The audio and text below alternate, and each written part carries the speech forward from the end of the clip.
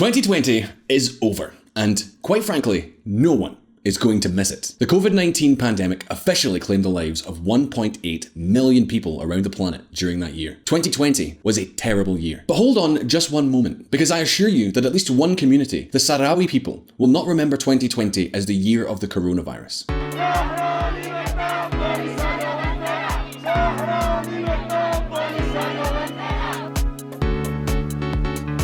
You see, my friends, things have become very ugly in what was, until half a century ago, Spanish territory. Last November, the Moroccan army intervened in a demilitarized area that, in theory, is under the control of the UN peace mission that is deployed in the area. Of course, the reaction of the Sahrawi nationalist movement, the so-called Polisario Front, was not far behind. It announced that it was ending the ceasefire that had officially been in place in the area since 1991, the year in which they were promised a referendum on self-determination. So, everything indicates that a conflict, let's not fool ourselves, a dormant, anaesthetized one, but one that is still there, has been reactivated in 2020, after 30 years of relative calm. And my friends, if the situation was starting to look complicated on its own, the truth is that the coup de grace was still to come. So far, there's Morocco, the Polisario Front. Who else do you think could enter the scene? Don't make bets, because the odds are terrible. Take a look.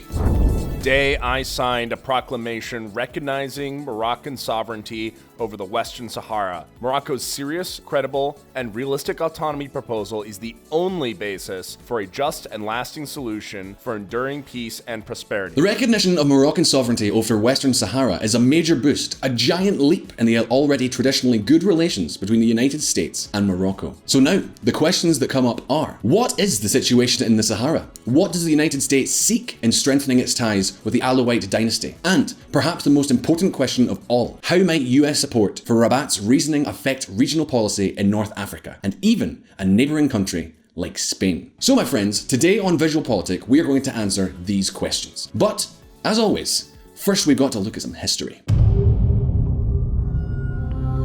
علينا أن نقوم بمسيرة خضراء من شمال المغرب إلى جنوبه ومن شرق المغرب إلى غربه. The Green March. The Western Sahara occupies a large area of land in northwest Africa. The problem is that, as the name suggests, the area is quite deserted. So, for centuries, it was of little interest to anyone. This was the case until the end of the 19th century, when the Spanish established a port city there, Villa Cisneros, today known as Dakhla. Africa at that time was in the midst of a period of the most ferocious colonialism. The Spanish did not want to be left behind. They also claimed the interior territories as their own, and for 90 years, Spain's sovereignty over Western Sahara was internationally recognized. So, who lived there? Well, the Sahrawis did, a nomadic people with hardly any settlements. Did they worry about the arrival of the Spaniards? Well, no, because they had all they needed to survive in the desert. Besides, the Spanish limited themselves to staying on the coast for 50 years, so they really didn't bother the locals much. Later, during the dictatorship of General Franco, the Spanish began to explore the subsoil in search of natural resources. But as hard as they searched for oil, they did not find any significant deposits. However, as we told you in a past video that I'll link for you in the description, the Spanish efforts were not entirely in vain.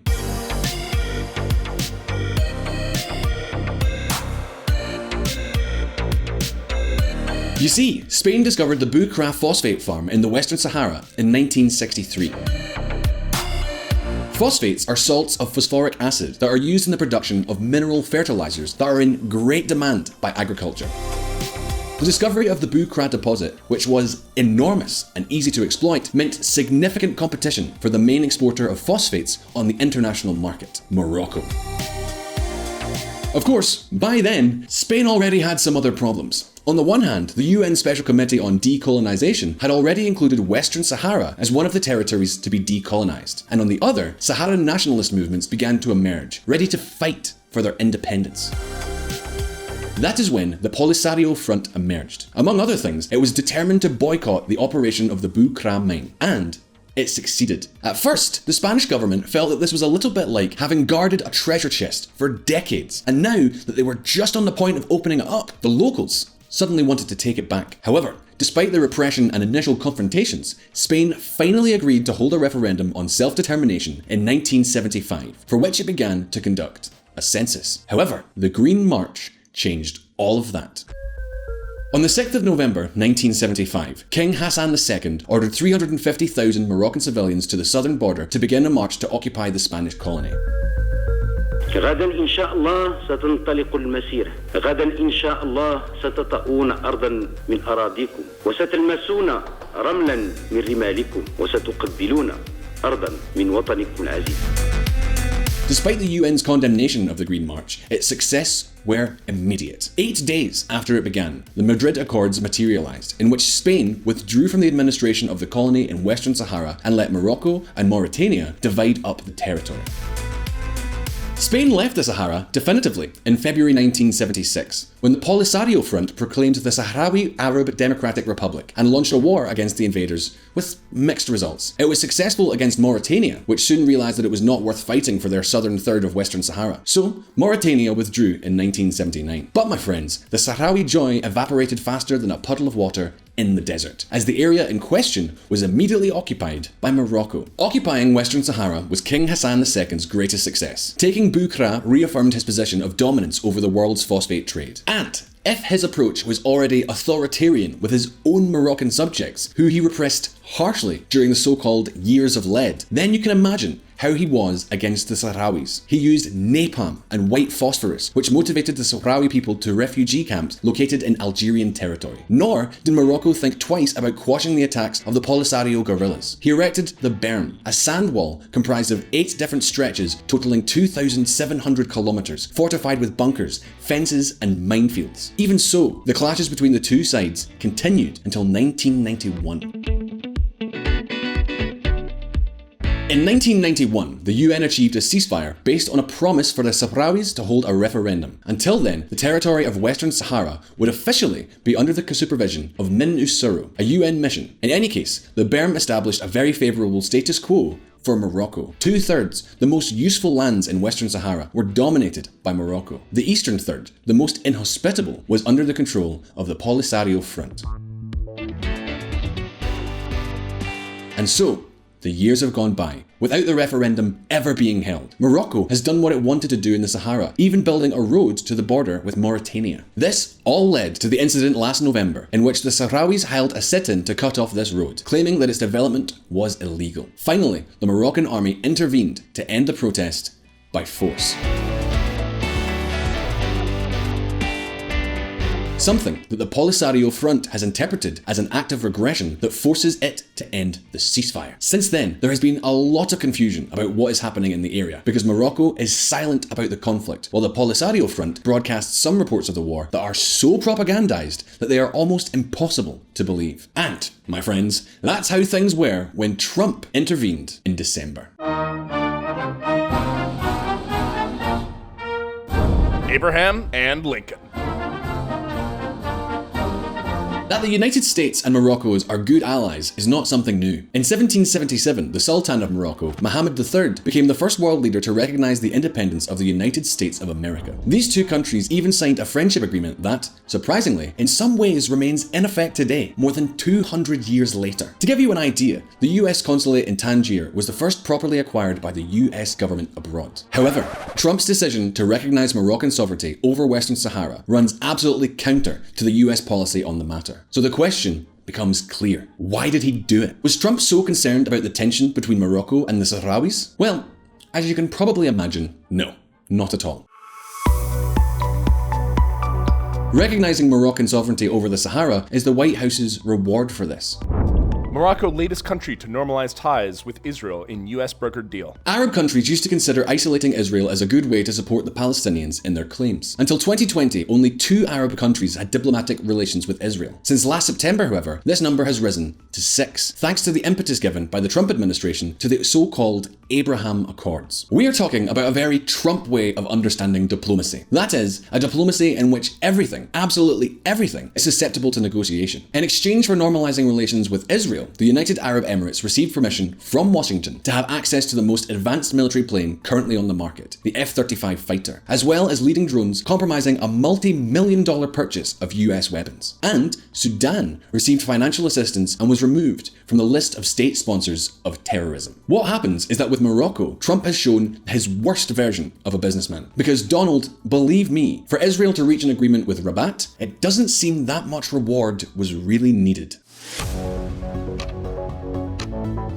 Morocco has always maintained friendly relations with Israel, but discreet and informal ones. 250,000 Jews were living in Morocco when the State of Israel was founded in 1948. Many of them emigrated to the new state, which means that today, 1 million of the inhabitants of Israel are of Moroccan origin. This has meant, among other things, that every year in pre-pandemic times, 50,000 Israelis went sightseeing in Morocco, even though their flights stopped for 30 minutes in Malta to support the fiction that there were no direct flights between the two countries.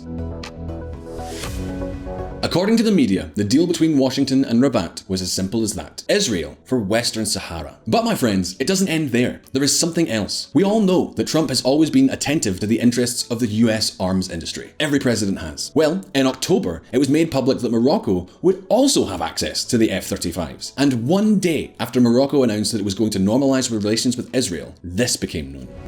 Exclusive. Trump administration moves forward with $1 billion Moroccan arms deal. The question now is what the Biden administration will do from the moment it takes office. I mean, what do you want me to say? Most likely, it won't change anything. Those in charge in Washington are probably more concerned about not snubbing Morocco than about meeting the demands of the Sahrawis, for whom no one has lifted a finger for years to support them in holding the promised referendum.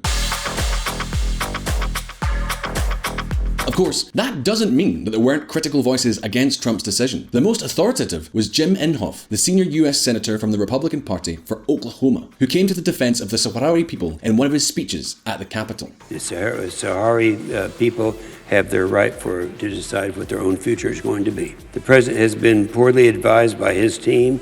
He could have made this deal without trading away the rights of the voiceless people. But wait, because we still haven't finished yet. Despite the recognition of its sovereignty over Western Sahara and access to the latest US military technology, it seems that King Mohammed VI, who currently controls Morocco's foreign policy, was still missing something. He still had doubts. Doubts that, according to the New York Times, the White House were able to make disappear by laying papers on the table. Papers, yes, but green, and with the face of Washington, Franklin, and Lincoln on them. The Trump administration was willing to help facilitate as much as $3 billion in investments, much of that earmarked for Moroccan banks, hotels, and a renewable energy company owned by the king. Who said Trump wasn't interested in climate change, right? It even seems that the Pentagon is considering moving a major US naval base from Rota in Spain to Morocco. January 2nd, 2021, announcement of the possible transfer of the Rota base in Spain to Morocco. Media outlets from the neighboring country take the move for granted and claim that the military installation would be relocated to the Sahara. Today, it seems complicated that this would happen. But as you see, Morocco could become the United States' closest ally in the region. In the long term, this could even have consequences for some of Morocco's claims to Spanish territory. Territories like Ceuta and Melilla. Of course, it's still too early for all that. España apoya los esfuerzos de Naciones Unidas en favor de una solución política, justa y duradera y mutuamente aceptable que prevea la libre determinación del pueblo del Sáhara Occidental en el marco de disposiciones compatibles con los propósitos y principios de la Carta de Naciones Unidas. The Alawite threat. Holding a referendum on self-determination in Western Sahara is an impossible mission. Morocco is simply not willing to either give up the territory or the natural resources that may be in the region. Therefore, their latest proposal is that Western Sahara be integrated into Morocco as an autonomous region. Now, how can one be autonomous in a country that is far from being a democracy? Can one be Moroccan and at the same time autonomous from Mohammed VI? Obviously not. But the truth is that even the UN seems to have thrown in the towel with respect to the referendum on self-determination, which, as it turns out, would no longer be straightforward to carry out. The referendum has never been held because of disagreement between the parties on who would be entitled to vote. The Polisario Front advocates that the 1974 Spanish census that establishes who the Sahrawis are. However, Morocco advocates giving a voice to the current inhabitants of Western Sahara, as they have been moving part of their population there for decades through incentives, subsidies, and tax exemptions. As a result, the majority population in the Sahara right now is of Moroccan origin. Sahara! Polisario! Morocco! Culpable! Therefore, if there is to be a referendum, and if Western Sahara is going to remain in the hands of Morocco, then the best thing that could happen to them is to continue good relations with Israel. Why? Because Israel is a world leader in agricultural technology and has extensive experience in working on desert land. In fact, one of the major architects of this three-way agreement has been a prominent member of the Jewish community in Morocco. We are talking about the food sector businessman Yariv El-Baz, who is a very close friend of the Moroccan Minister of Foreign Affairs, Nasser Bourita, and has businesses in Israel. You see, it's not all politics. Usually, these agreements have gigantic business interests hidden behind them. Businesses that includes the rearmament of Morocco. On the other hand, this is nothing new. Rabat has been acquiring M1 Abrams tanks, F-16 fighters, M109 self-propelled shells. As they say in Jurassic Park, they have spared no expense. Report: 91% of Morocco's arms imports are American-made. Just before, we talked to you about a new deal worth $1 billion.